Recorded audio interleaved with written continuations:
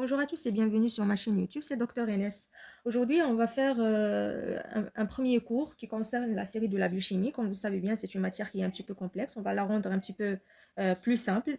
Donc, j'ai décidé de parler d'une famille des composants moléculaires qui reconstituent notre corps, c'est les glucides. Vous allez entendre largement le terme glucose durant vos études. C'est très important de reconnaître bien la structure des glucides ainsi que les réactions métaboliques qu'il exécute dans notre organisme parce qu'il y a plein de maladies métaboliques qui concernent l'atteinte de réactions chimiques des glucides et spécifiquement de glucose qui joue un rôle très important dans la synthèse d'énergie et pas seulement ça, il va participer à partir des réactions de pentose dans la synthèse du NADPH qui a un rôle antioxydant. Aussi, il va participer dans la formation des composants nucléotidiques par formation d'une ribose 5-phosphate à partir de voies de pentose pour former le squelette de l'ADN, etc., etc. Donc, les glucides jouent un rôle très important dans notre organisme. Et c'est mieux de reconnaître la structuration générale ou avoir une idée de structure générale de ces molécules et aussi de savoir les réactions chimiques qu'ils reconstituent. C'est ce qu'on va essayer de comprendre à partir de cette vidéo. On va commencer par l'étude structurale, puis on va consacrer une autre vidéo qui va être destinée pour étudier plus spécifiquement les réactions chimiques en ce qui concerne soit la glycogénogénèse, soit la glycogénolyse ou bien la glycolyse, etc. Bien, alors, avant de débuter l'étude concernant la structuration des glucides, ça sera mieux de définir qu'est-ce qu'un glucide. Alors, le terme glucide en français, c'est pas bien clair, c'est vague. Donc, ce qui le définit bien, c'est un terme anglais, ça s'appelle carbohydrates. Donc, c'est le deuxième terme de glucide, carbohydrates. Si on va diviser ce mot en deux, on va obtenir deux éléments. Donc, on a carbohydrates.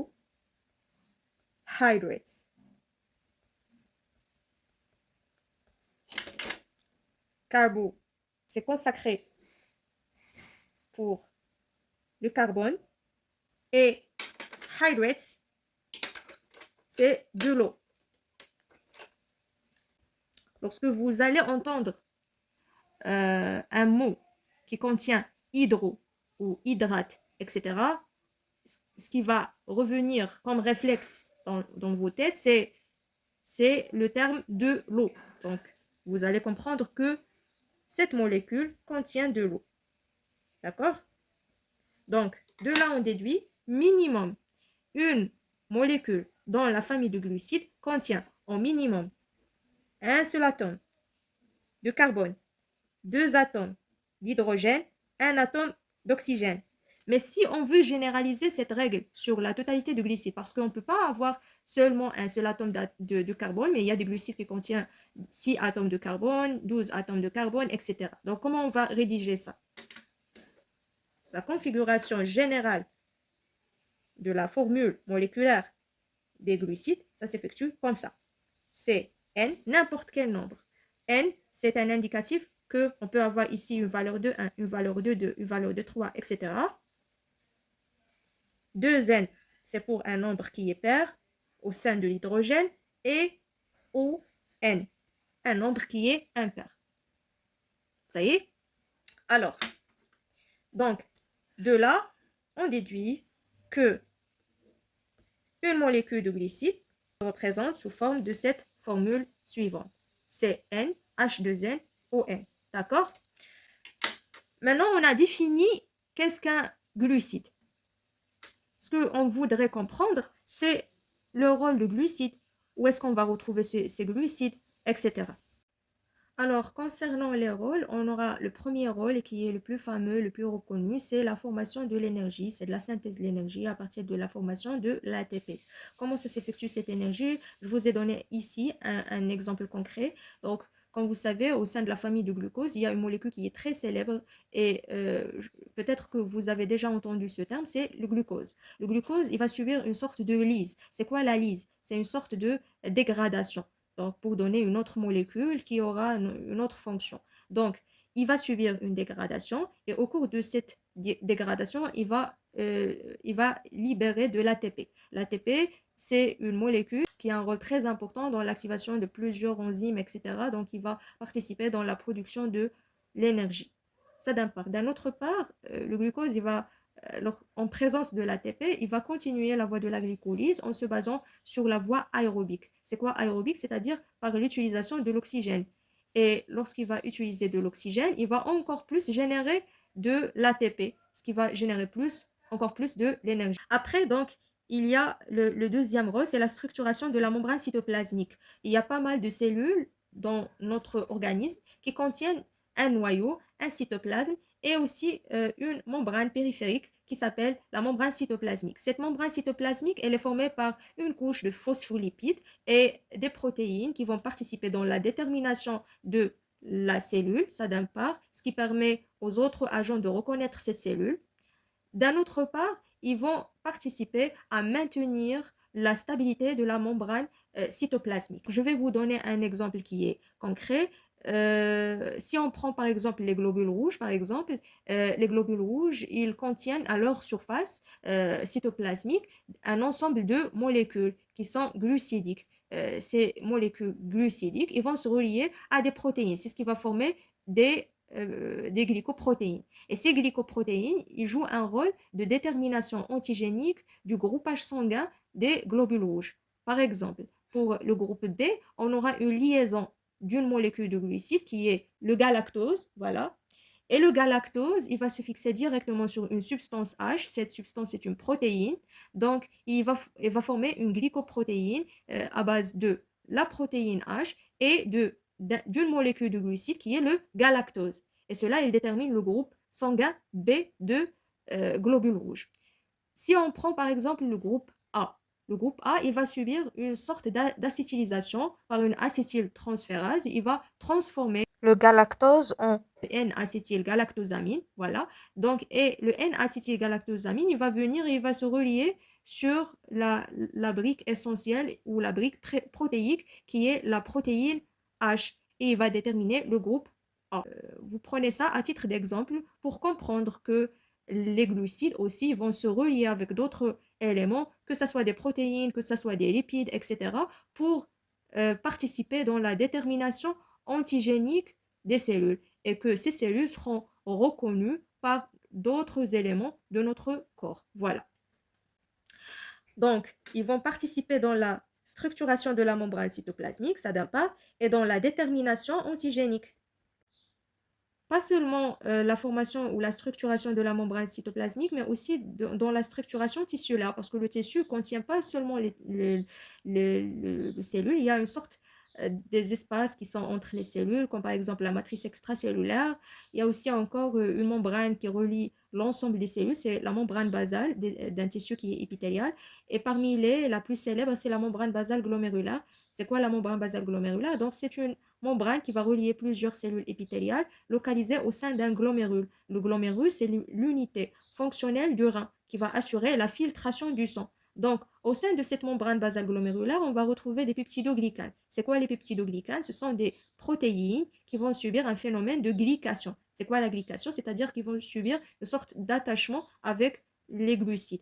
Et donc, ces peptidoglycanes, ils vont être chargés négativement, ils vont permettre de repulser un ensemble des éléments qui doivent être gardés au sein de notre corps et aussi ils vont participer dans la filtration et dans la sélection des éléments qui doivent être éliminés comme déchets dans les urines. Voilà. Donc, ils vont participer dans la structuration aussi tissulaire. Ils vont composer un ensemble des sécrétions, des liquides, etc. au sein de notre organisme. Quoi encore? Si on va par exemple prendre la molécule de glucose. La molécule de glucose, il va subir une voie de métabolisme qui est capable de produire une molécule de NADPH.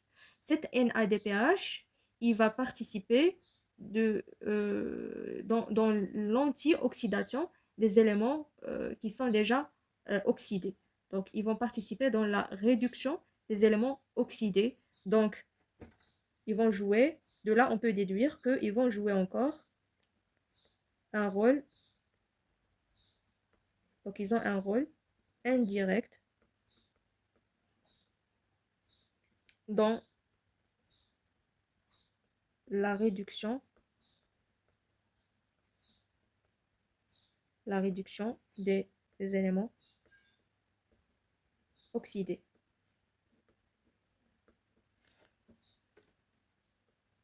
D'accord? Si on prend aussi le glucose, par la même voie qui produit la NADPH, il va participer dans la formation de 5, plutôt de ribose 5-phosphate. Le ribose 5-phosphate, il va participer, c'est un composant nucléotidique qui va participer dans la formation du squelette de l'ADN. Donc, ils vont participer dans la synthèse du squelette de l'ADN.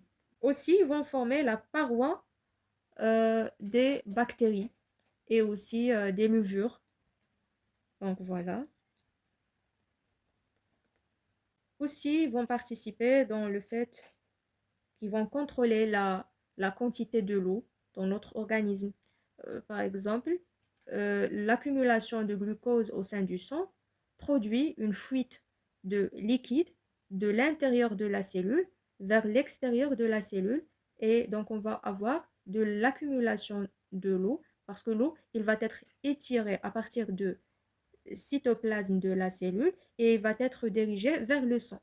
Donc, ils vont contrôler la direction de l'eau, soit vers l'intérieur de la cellule, soit vers l'extérieur de la cellule. Si la quantité de glucose, par exemple, est élevée, cela provoque une déshydratation cellulaire. Et si la quantité de glucose il va être diminuée au sein du sang, cela provoque une hydratation qui peut être soit augmentée, soit normale de la cellule. Pourquoi on aura de l'eau qui va suivre l'accumulation du glucose parce que l'eau a une capacité de migrer de la région la moins concentrée vers la région la plus concentrée afin qu'on aura une sorte d'un équilibre entre le milieu intracellulaire et le milieu extracellulaire.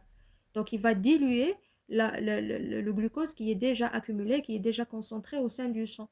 Donc, c'est pour cela qu'on aura de l'eau qui va migrer de l'intérieur de la cellule vers la circulation sanguine. Donc, voilà. Et jusqu'à maintenant, on a presque évoqué les divers rôles de glucides. Maintenant, où on va retrouver ces glucides? Alors, les glucides, on va les retrouver partout. Ils vont être apportés par le repas et aussi il y a des réserves corporelles au sein de notre organisme qui contiennent aussi de glucose. Donc, il y a de réserves intérieures et il y a de l'apport extérieur. On a des apports externes qui viennent de lait, les légumes, les fruits qui contiennent plus, surtout le raisin, on va avoir des apports en glucose, beaucoup plus. On a le miel, on a la farine qui contient de l'amidon, on a le blé qui contient aussi de l'amidon. On a aussi les maïs, on a les spaghettis, on a le riz, etc. Comme aussi, on peut avoir des apports internes. Les apports internes, ça vient de notre réserve corporelle. Alors, comment on peut avoir ce réserve ou comment on va obtenir le stockage de glucides dans notre corps? On aura en premier la dégradation de divers composants alimentaires glucidiques et on aura l'obtention de glucose. Et le glucose, il va subir la glycogénogénèse. Glycogéno, ça vient de glycogène. Genèse. Genèse, c'est la synthèse. Donc, on aura de la synthèse de glycogène à partir de glucose. Donc, le réserve corporelle sera en forme de glycogène. Glycogène. Alors, on peut le retrouver au sein du foie, ce glycogène, et ça constitue un réserve qui est labile, c'est-à-dire qu'il peut être utilisé à n'importe quel moment par d'autres organes. En cas de besoin, le foie il va dégrader ce glycogène et il va le transformer en glucose pour la fonction des autres cellules. Par contre, ce glycogène de muscle squelettique ne sera pas libéré pour les autres organes, mais ça va être dégradé seulement en cas d'effort musculaire pour obtenir beaucoup plus de l'énergie. Donc, ce réserve musculaire sera administré seulement aux cellules musculaires lors de l'effort. D'accord? Alors, avant de parler de la structuration des glucides, il faut d'abord subdiviser les glucides en 3 catégories. La première catégorie, ça concerne les monosaccharides. Mono, c'est-à-dire unique, saccharide, c'est un sucre. C'est-à-dire que c'est un sucre qui est simple.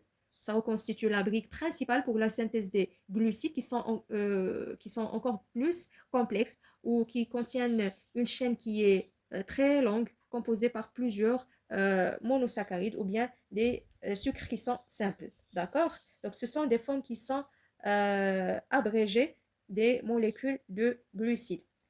Alors, si on voulait déterminer les conditions pour accepter que une molécule soit un monosaccharide, en premier, ça doit être représenté selon la configuration suivante, dont on a déjà cité. C'est la formule C N H2N ON. D'accord? Mais il faut déterminer cette N. Il faut avoir un maximum pour déterminer est-ce que c'est un monosaccharide ou bien une autre molécule beaucoup plus complexe. D'accord? Donc, le nombre de N au sein de l'atome du C, ça ne doit pas dépasser 7. Ça doit être inférieur ou égal à 7. D'accord? Et pour que on accepte d'abord que c'est un saccharide, le nombre de carbone, ça ne doit pas être inférieur à 3. Pourquoi?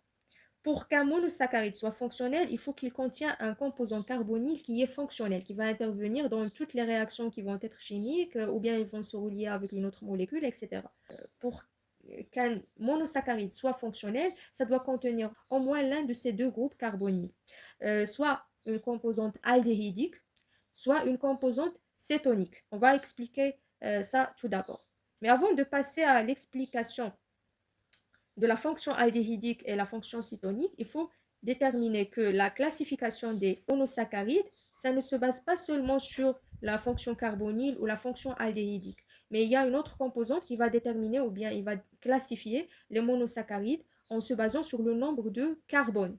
Par exemple, ici, si on a par exemple un nombre du carbone qui est égal à 3, on l'appelle une classe de triose. Tri, c'est-à-dire 3, ose, c'est-à-dire sucre. Lorsque vous entendez ose, c'est-à-dire que c'est une composante glucidique. D'accord? C4. C4, c'est une tétrose. D'accord? C'est une tétrose. Tétrose. Tétro, c'est-à-dire 4. Ose, c'est-à-dire composante glucidique. D'accord? Si on a par exemple 5. Pentose. Pento, c'est-à-dire 5, ose, c'est-à-dire composante glucidique. C6, c'est une exose.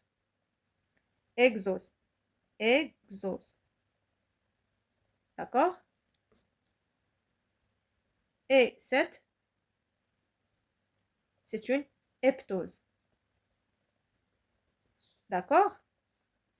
On peut classifier les monosaccharides selon le nombre de C. Est-ce que c'est un exose? Est-ce que c'est un heptose? Est-ce que c'est un pentose? Est-ce que c'est un tétrose? Etc. D'accord? Et après, on va voir la composante fonctionnelle, que ce soit aldéhydique ou bien cétonique. Ici, par exemple, on voit la composante ou bien ce groupement CHO.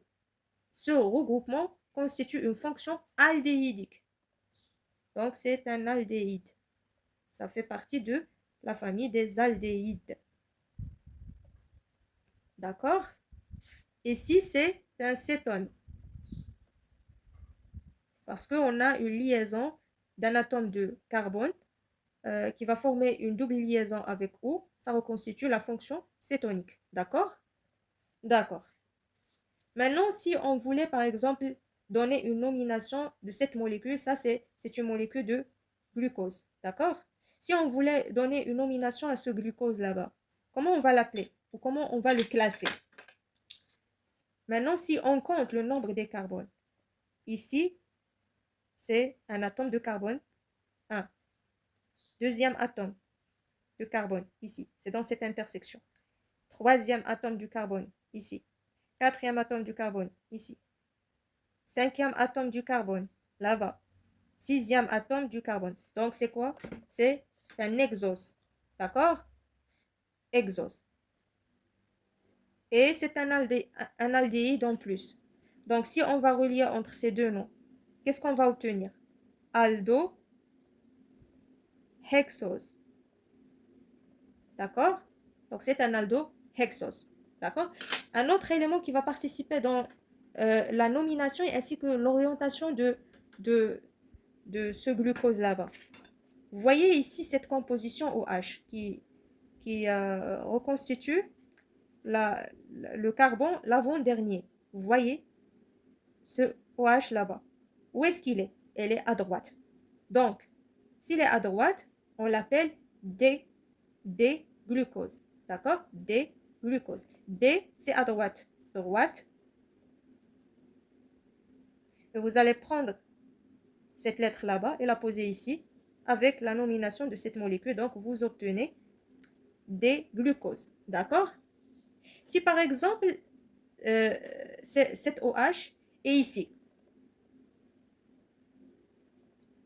OH ici et H là-bas, qu'est-ce qu'on va appeler ce type de glucose? Si par exemple cette composante OH avant-dernière du carbone l'avant-dernier est localisée par exemple à gauche. Voilà. Qu'est-ce qu'on va l'appeler? C'est quoi la nomination de gauche en anglais? Left. On va prendre la première lettre d'ici, on va la poser devant glucose. Donc L, glucose. C'est compris? Alors, on passe à l'autre configuration, ça concerne une autre molécule, c'est le fructose. D'accord? Donc, on va compter ici le nombre des carbones présents ici. On a carbone numéro 1, 2, 3, 4, 5 et 6. Donc, c'est un exose. Et en plus, c'est une forme qui est cétonique. Donc, c'est un kéto-exose. D'accord? C'est un kéto-exose. On aura ici le même principe de l'orientation. C'est comme le glucose. Vous voyez ici le carbone l'avant-dernier. Où est-ce qu'il est le OH? Est-ce que c'est à droite ou est-ce que c'est à gauche? C'est à droite. Donc, on va l'appeler D-fructose. Donc, ça, c'est la molécule de fructose. D'accord? Passons à la molécule qui suit. Donc, ici, on a le D-glucose, déjà cité ici. Mais ici, on a le D-galactose. Si vous faites une sorte de comparaison entre ces deux molécules, qu'est-ce que vous voyez là-bas? Ici, CHO, de même ici. Ici, le C, de même ici. OH dans la même orientation, OH. Le H ici dans la même orientation. Le H ici dans la même orientation. Le OH ici dans la même orientation. C'est presque similaire, mais il y a une sorte de différence ici. Vous voyez ce C4. Il y a une sorte de... Bon, la totalité de la molécule est similaire, mais il y a une partie qui est inversée. Cette partie qui est inversée, ça donne un caractère isomère de galactose par rapport au glucose. Donc, isomère, c'est-à-dire que on aura deux molécules qui sont un petit peu similaires, mais il y a une sorte de différence entre eux. D'accord? C'est quel type d'isomère? Ce sont des épimères. Épimères, c'est-à-dire qu'on aura une formule brute symétrique. Donc, isomère, ça veut dire qu'on aura une formule brute, la même, mais la représentation de Fischer contient une seule variation. Voilà. Ici, on a le OH à droite. Ici, c'est à gauche. D'accord? Il faut mentionner qu'il n'y a pas seulement une seule représentation, qu'il y a la représentation linéaire ou bien la représentation de Fischer, mais il y a une autre représentation, c'est la représentation cyclique, c'est en forme d'anneau. Et cette configuration est obtenue par le fait de auto-réaction chimique de la molécule avec elle-même ou en exposant à un facteur extérieur, surtout c'est un proton de type H+. Donc c'est-à-dire que l'exposition à un milieu acide provoque une transformation de monosaccharide d'une forme qui est linéaire à une forme qui est cyclique pour maintenir sa stabilité. D'accord? Alors, lorsqu'on aura de la présence d'un milieu acide, vous savez bien, le milieu acide contient beaucoup plus de H+. L'H+, il va venir pour se relier avec la composante aldéhydique de monosaccharide. Ici, à titre d'exemple, vous avez une molécule à base de D-glucose. D'accord? Donc, le D-glucose, par sa composition aldéhydique, il va se relier avec l'H+. Qu'est-ce qu'on va obtenir d'abord? On va obtenir un atome d'oxygène qui est super oxydé et donc par la suite, il n'est pas stable. Donc cela, il va créer une sorte d'une attraction entre cette composition hydroxylique qui est le OH avec la composition aldéhydique ici. D'accord? Et donc, on aura une sorte de plicature de ce qui est en bas, là-bas. C'est cette portion CH2OH avec sur la composition aldéhydique qui est le CH2O. D'accord? Après, on aura une plicature comme ça et pour compléter l'anneau, il faut que le OH soit beaucoup plus proche par rapport à ce carbone ici. Donc, pour obtenir ça et faciliter la réaction chimique et la liaison, il faut qu'on aura une sorte de rotation. Comme je vous ai indiqué ici par ces flèches, donc on aura une sorte de rotation de toutes ces composants, le H avec le OH, avec le CH2OH. D'accord? Donc on aura par rotation, le OH il va venir se déplacer ici, le CH2OH il va devenir se déplacer là-bas et le H il va descendre en bas. D'accord? Et on va obtenir cette structure là-bas. D'accord? Cela, il va faciliter l'exposition de cette portion OH de telle façon qu'il va permettre la liaison à l'atome du carbone. D'accord? Et après, on aura cette liaison là-bas, il va être éliminé et ça va être transmise ici. Au lieu d'avoir double liaison avec euh, cette portion là-bas, on aura une liaison ici. Et donc, on aura par conséquence la formation d'un nano comme cette forme là-bas, ou bien cette forme ici. D'accord? Chacune de ces configurations, donc en même temps, on peut obtenir soit cela, soit cela. D'accord? Euh, Chaque forme, elle a une nomination précise. Comment on va donner la nomination pour chaque structure? Alors, comme vous voyez ici, la composition hydroxylique, le OH, est situé en haut. Et ici, le CH2OH situé en haut aussi. Donc, ils vont avoir la même orientation ou la même direction. Cet aspect est nommé bêta, d'accord? C'est une configuration bêta. Si, par exemple, le OH est en bas et le CH2OH en haut, c'est-à-dire qu'ils ont une direction qui est opposée. Le CH2OH en haut et l'autre en bas. Donc, c'est une configuration alpha. Donc, c'est comme s'il était en train de tracer un diagonale ici. Vous voyez, l'un qui est haut et l'un qui est bas. Entre ces deux, il y a une sorte de diagonale. Ça, c'est juste pour astuce, pour mémoriser cette configuration. Et puisque alpha contient un diagonale comme ça, un diagonale qui est oblique vers le bas et vers la droite, donc on appelle cette portion alpha. Qu'en est-il pour cette portion? Vous voyez ici, je vais vous donner une astuce, une technique pour mémoriser cette configuration et pour ne pas confondre les choses. Vous voyez ici le OH et le CH2OH, ils ont la même direction. Ils tracent une sorte de ligne parce qu'ils ont une même direction. Et le bêta, il contient une ligne verticale. D'accord? C'est ce qui va donner la configuration bêta. J'espère que ça a été clair et un peu facile à assimiler. D'accord? Alors, il faut savoir que la forme bêta est plus stable que la forme alpha. Parce que la forme bêta, sur le plan géométrique, elle dessine un aspect de chaise. Et l'aspect du chaise est reconnu par sa stabilité. Si on pose par exemple une chaise sur le sol, donc il va rester stable, il ne va pas subir des mouvements de zigzag. Par contre, la configuration alpha n'a pas cette configuration spatiale de chaise et donc il va être instable.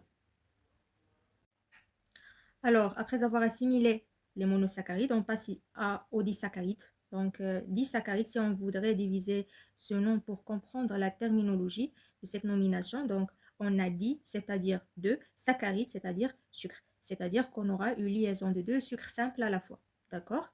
Donc, c'est une classe qui contient des glucides qui sont formés par une liaison entre deux composants monosaccharidiques. D'accord? Alors ici, on a deux molécules de glucose, ce sont des alpha-glucoses. alpha. Pourquoi? Parce qu'on a une sorte de orientation entre le OH et CH2OH qui est opposée, qui décrit une sorte d'une configuration diagonale qui ressemble à l'alpha. D'accord? Donc on aura alpha, alpha glucose pour les deux. Donc ces deux glucoses, comment ils vont se relier pour former un disaccharide? On aura une sorte de formation d'un phénomène de condensation. C'est-à-dire qu'on va relier cet OH avec le H pour former de l'eau. Et après, on aura une sorte de libération de l'eau pour qu'il y aura une liaison entre les deux. D'accord? Alors, si on fait une élimination de cet H avec le OH, le O ici va venir pour se relier avec le carbone là-bas. Donc, il faut savoir que la numérotation des carbones dans la configuration cyclique, ça s'effectue de la façon suivante. Donc, le centre ou bien le point de départ, c'est à partir de cette eau là-bas. D'accord? Et on débute le comptage des carbones. Donc, ici, c'est le premier carbone. Voilà, ce point d'intersection, c'est le carbone. Ici, c'est le deuxième carbone. Ici, c'est le troisième. Ici, c'est le quatrième. Ici, c'est le cinquième. Et le sixième, c'est celui-là. D'accord? De même ici. Où est-ce qu'il est l'oxygène? C'est là-bas. Donc, on va débuter ici, à partir d'ici. 1, 2, 3, 4, 5, 6. D'accord? Où est-ce qu'il va être réalisé la liaison de cette eau avec le carbone? C'est à quel niveau? Donc, on a ici, cette eau, il va être relié par rapport au premier carbone. D'accord? Et ce deuxième, par rapport au premier carbone là-bas. Donc, l'oxygène est lié ici avec le premier carbone de cette alpha-glucose. Et l'oxygène, il va venir pour se relier avec le carbone ici. Où est-ce qu'on va débuter la numérotation? C'est à partir de cette eau. Donc, ici, c'est 1, 2, 3, 4. Donc, ici, c'est le carbone 4. Donc, on aura une liaison 1, 4, alpha. D'accord? Et par phénomène de condensation, on aura l'élimination de l'H2O qui est résiduel ici. Parce que si on relie l'H ici avec le OH, il va produire l'H2O. Cette portion va subir une lyse et une élimination. Et donc, on aura une formation de maltose. Et le maltose est une disaccharide formée par une liaison de 1,4-alpha entre deux glucoses alpha. D'accord? Passons au deuxième exemple ici. Ici, on n'a pas la même orientation de OH. On a deux molécules à part. Ici, c'est le fructose, mais c'est une configuration bêta. Pourquoi bêta? Parce que le OH, il va être situé en même orientation que le CH2OH. Donc, ce OH là-bas est en même orientation avec le CH2OH. D'accord? D'accord.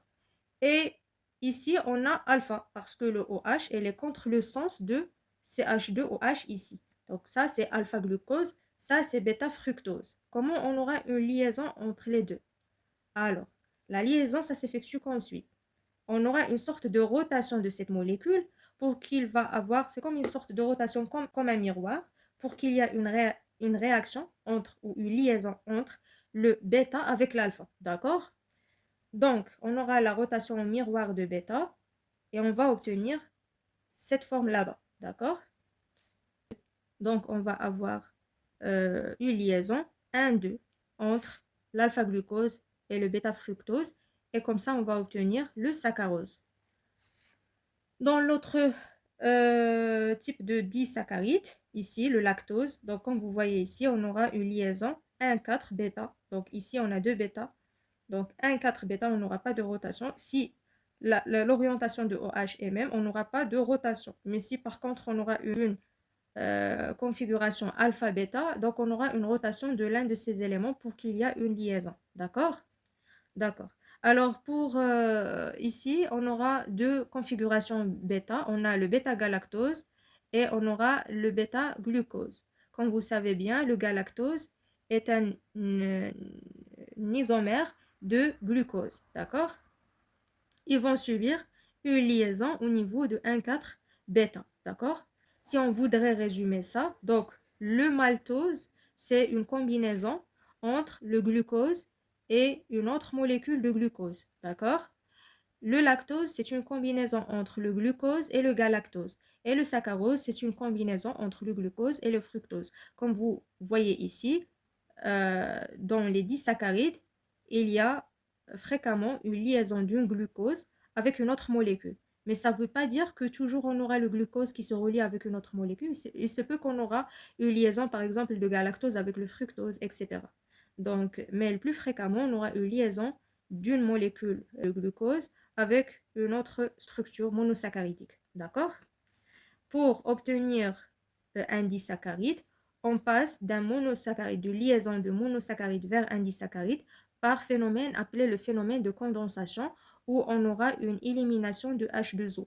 Et pour euh, subir une lyse, il faut accepter une molécule de H2O pour former deux structures monosaccharidiques séparées. D'accord?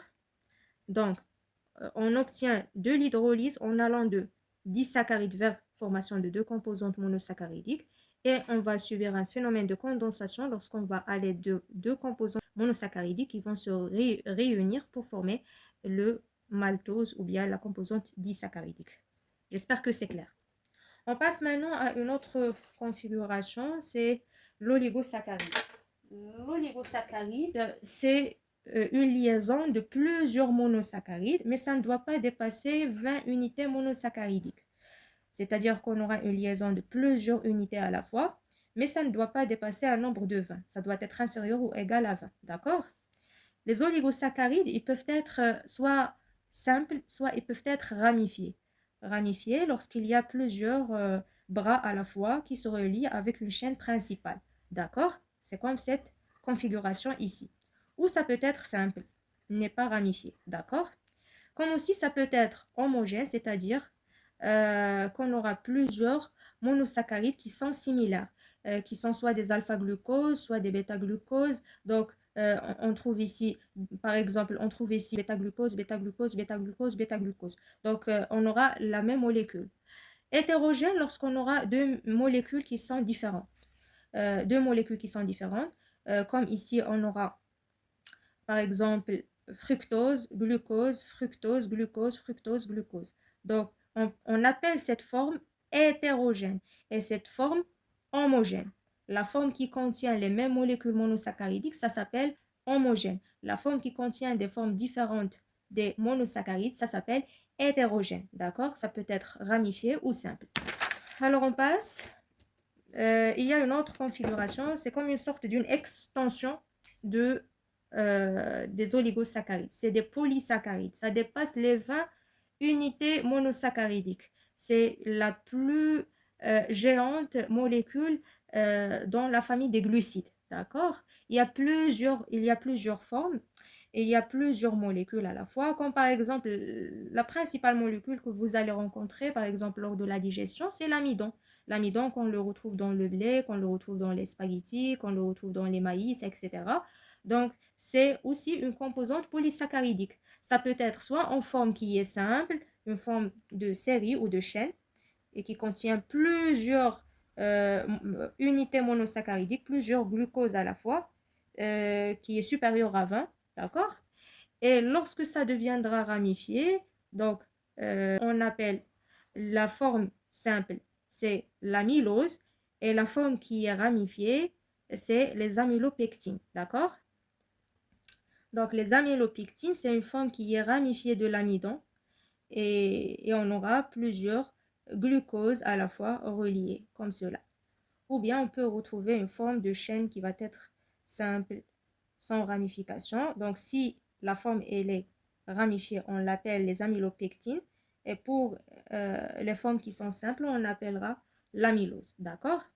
Il faut savoir que la ramification, ça s'effectue sous forme de lien entre des composants carboniques en forme de 1,6. 1,6. D'accord? C'est une liaison 1,6 entre les composants de glucose.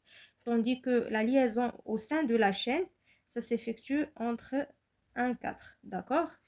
Et la ramification, ça s'effectue à travers de 24-30 résidus de glucose. À partir de ça, on peut avoir une nouvelle ramification. Et dans la deuxième chaîne, par exemple, lorsqu'on arrive à 24 jusqu'à 30 résidus de glucose, on va faire une autre ramification. Et dans la troisième chaîne, lorsqu'on va arriver à 24 à 30 résidus de glucose, on fait une nouvelle ramification par des liens 1,6 glucose et ainsi de suite. D'accord?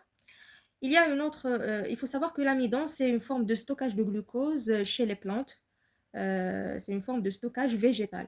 Il y a une autre forme de stockage de glucose et c'est une forme de stockage animal et aussi on pourra le retrouver dans le corps humain. C'est le glycogène dont on a déjà parlé. Le glycogène, c'est une sorte de stockage de glucose qui va stocker l'énergie. Lorsqu'on aura un glucose en excès dans le sang, cela il va stimuler le foie ou bien le muscle squelettique à faire rassembler plusieurs unités de glucose pour former le glycogène qui est une forme inactive de glucose. D'accord?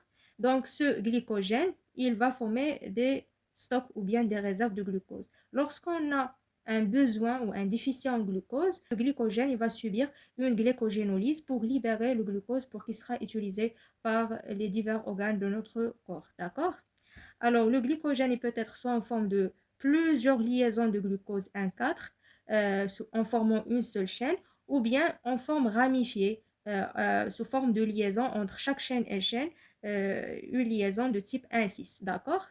Et il faut savoir que la ramification, ça ne débute qu'à partir de 8 jusqu'à 12 résidus de glucose. C'est quand même, ça nécessite une quantité qui est moindre par rapport à l'amidon pour former des ramifications. Donc, on pourra avoir une ramification rapide qui s'effectue lors de la formation de glycogène et cela facilite le stockage, tandis que pour l'amidon, ça nécessite du temps pour stocker le glucose et pour former les ramifications. D'accord? Il y a un autre composant polysaccharidique, c'est la cellulose. La cellulose, c'est une molécule qui est formée par le bêta-glucose, plusieurs molécules de bêta-glucose en formant une chaîne simple à type bêta 1,4 glucose.